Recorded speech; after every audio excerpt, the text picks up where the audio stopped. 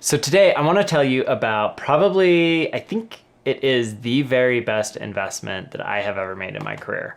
And that is in a company called Instructure. Now, you probably don't know Instructure, but if you've gone to school, especially like university K through 12 in the last decade, there is a good chance that you use their product called Canvas. And Canvas, for those of you who don't know, is what's called a learning management system or software. And basically it is the software that professors use to post assignments, do online quizzes, post grades, accept assignments, like all of that stuff, right?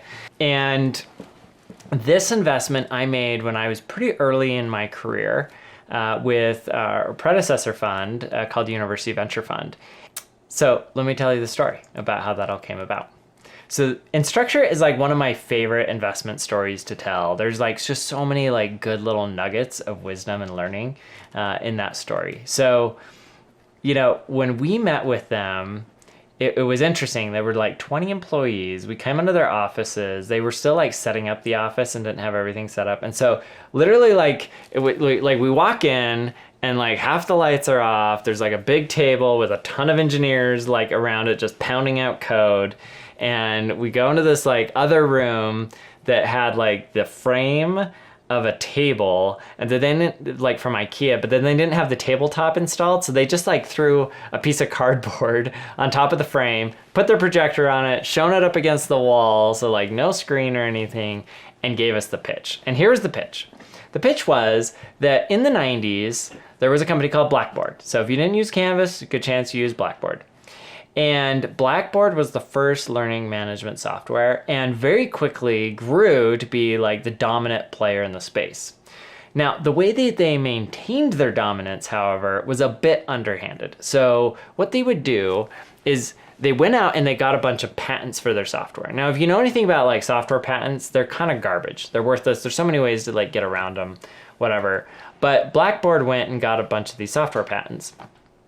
Then when a new competitor would come on the market that would threaten them with a better, superior user experience, for example, because to be honest, their user experience looked like it was built in the 90s, even though we were now in like the 2000s. As I made this investment in about 2000, I think it was like 2010, 2011, somewhere in that time frame.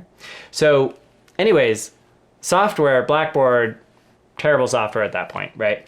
But it was the dominant player in the space. They had these patents, and anytime somebody popped up, then Blackboard would go after them and they would just sue them mercilessly because they had this big war chest of cash. And the companies, they just couldn't like survive. And so eventually they would go out of business. And then pretty soon the schools would get like really frustrated because they'd be like, hey, I don't really like Blackboard, but I signed up for this competitor that was new and they made all these promises. And then Blackboard just sued them, and then they basically went out of business, and then Blackboard came in, bought them for pennies on the dollar, rolled them into their tech stack, and now I'm still stuck with Blackboard and none of the promises that were made. And then when new competitors would pop up, those schools were less likely to go with them either, even though they weren't really happy with Blackboard. You did have some other players, like you had Desire to Learn, which still exists, and is a company that ultimately raised money from NEA. And then you also had some open source solutions like Moodle.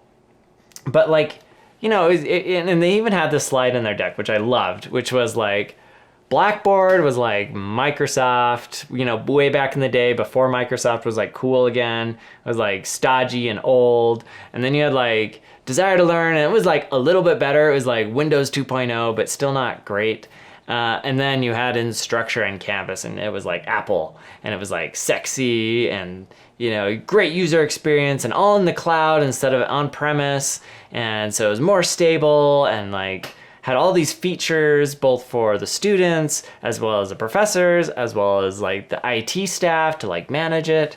And it didn't crash when everybody would come and sign up for classes at the beginning of the year or check their grades at the end of the year, right? Which was a huge problem with Blackboard. Like, it would get really slow and it would crash during peak times when everybody needed it. And Instructure, because it was built on the cloud, like they would just ramp up the number of servers that they needed, and then they'd ramp down to reduce cost. And so they never crashed, which was like a huge deal.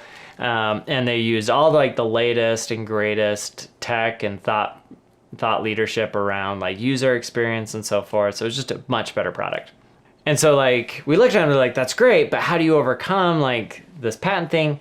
And they were like, well, it turns out that the US Patent Office the year before had gone through and invalidated all of Blackboard's patents.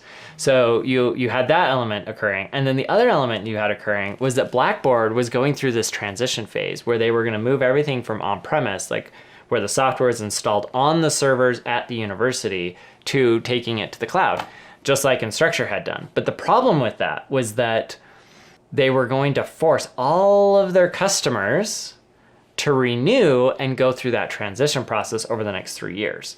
And so this created this like singular opportunity for Instructure to pop up, go sell to the universities a much better product at a time where they were already having to reevaluate what they were going to do. And the pitch was basically like, well, here's our product. It works. It's awesome. Do you want to trust us, or do you want to trust Blackboard that's had a ton of problems in the past, and you want to trust them to get it right? Or do you want to trust us to do it right, as we're already doing for a bunch of our launch schools? So that was kind of the pitch. Seemed like, right place, right time. And that's one of the first key learnings I think to have about, or that I took away as a very young venture capitalist, is that timing is so much of making a good investment. Like you want to strike when the iron is hot. And oftentimes what you'll find is like you invest in a company and you're either a little too early or a little too late. And you really need to get that timing just right.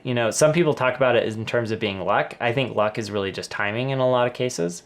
And in the case of Instructure, it was like they were like the right product at the right time, right when Blackboard, was at a disadvantage.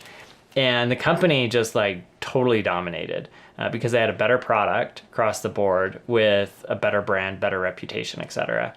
And today, Instructure is now the dominant player. When we invested, Instructure was like less than 1% market share, and Blackboard was like 50 to 60% market share. And today, it's like totally reversed, where I don't know what Blackboard's market share is, but Instructure is hovering at about 50 to 60% market share. Like they have just done an incredible job dominating both higher ed as well as K through 12.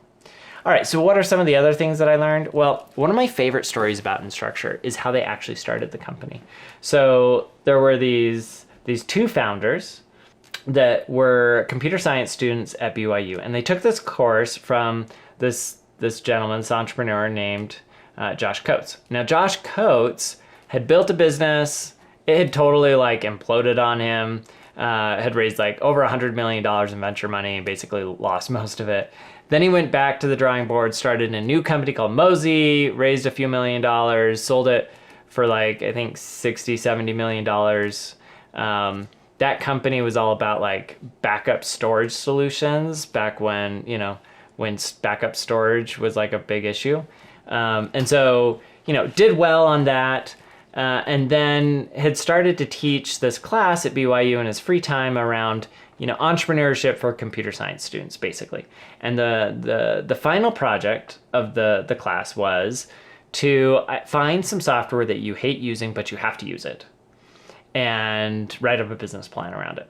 So these two BYU students that were studying computer science, Devlin and Brian, they identified this learning management software because at the time BYU used Blackboard. I remember using it as a student. And they were like, we hate it. It's not great. It's buggy. It breaks, all these things, but we have to use it. It's like mission critical software for the university. So they pitched him on it. They got their grade, whatever. But then they came back to him and they're like, hey, Josh, like, we're really passionate about this. We think there's a huge opportunity here. Would you fund us? And Josh was like, no, I'm not going to fund your business. But I'll tell you what, if you go meet with 50 CTOs and CIOs, Chief Information Officers, at universities, major universities, and you go meet with them, and if they tell you that this is an opportunity, then I'll pay attention and we can talk about putting money in. Thinking, I'm never going to hear from these students again. And he probably normally would have been right had he told that to most students, because most people don't want to do the hard work to figure things out. But to their credit, Devlin and Brian spent the summer driving all over the country in one of their cars with no AC. So they just rolled down the window and they just drove around and they met with as many CTOs as they could. They ended up meeting with 35 of them, and they came back to Josh and they said, hey, we did what you said. We went out and we didn't make it to 50, but we met with 35, and they dumped the stack of papers on his desk of all the interviews and feedback they were getting. And what they discovered, and what he discovered after reading through them, was that yes, this was a major problem, that everybody hated Blackboard and the LMS, but they had no other options. And so he begrudgingly, I think, gave them a little bit of seed capital and said, okay, you guys go do it. They started building the product. And then what they did is they went back to all those CTOs and CIOs. They built the entire product in PowerPoint. So you think about it, these are two, I think this was like a master's degree class. So these are like really smart computer programmers. Didn't lay down a single code for like months. Instead, they built the whole product in PowerPoint. And then they would go and they would show the product in PowerPoint to all these CTOs, and they would gather feedback and things that they would like, things they didn't, so on and so forth, until they finally got to a point that nobody was giving them any feedback, but was rather saying, when does this launch, and how much does it cost, and where do I send the check? And once they got that, then they started writing code. They built the product, launched with a number of universities here in Utah, and then Josh Coates actually came back to the company and took on the role as CEO, because Brian and Devlin were like, hey, we need you because you've got this experience, building and scaling and exiting companies, and we really need that. So he came back in and took the reins and helped, and that is when we invested.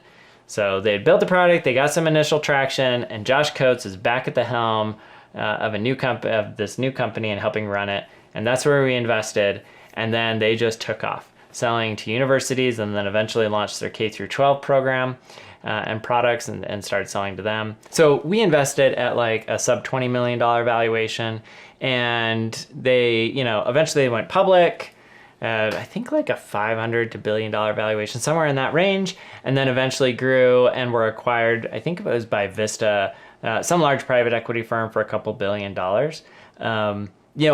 At the time, like my partner and I actually left from University Venture Fund, and so we didn't control like the outcome of that investment after that, when they sold and so forth.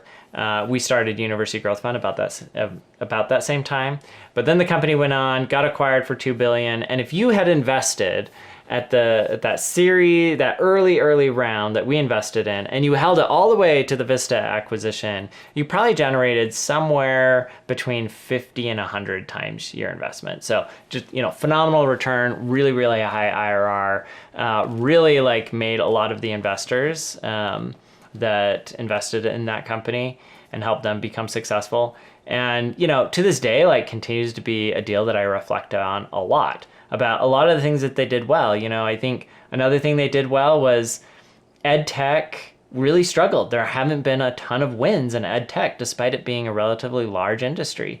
And I think that's because so many companies either bring Silicon Valley arrogance of like, hey, we know how to do this, and education's broken, we're here to fix it and tell you how to do it. And that gets rejected by the status quo in education because they just don't understand how to tap into those markets. And the flip side is, if it comes homegrown from education, it's typically not like a super robust product that benefits from many of the things that Silicon Valley brings, or at least that Silicon Valley mindset. And what Instructure did that I thought was so great is they married like both. They're like, hey, we're going to take the very best that Silicon Valley has to offer in terms of technology, cloud, scalability, like a lot of those things, but we're going to listen really closely to our core customer. We're going to hire people to understand that industry, and we're going to do what we can to build a product that really works for them and aligns with their values and the things they care about, and not bring a super arrogant approach. And I think that is one of the reasons why they ultimately ended up being really successful, is because they got incredible buy-in from both sides and were able to build an incredible product. Anyways, what do you think of Instructure? What do you think of Canvas? Is it as cool today as it was back then? Probably not. It's probably a little bit dated software, and maybe there are new cool companies that will displace and disrupt Instructure. I don't know, but at the time, it was a phenomenal investment, and one, like I said, that I think about often. If you enjoyed this video, check out my other video where I talk about one of my other favorite investments, the company Carta. Thanks.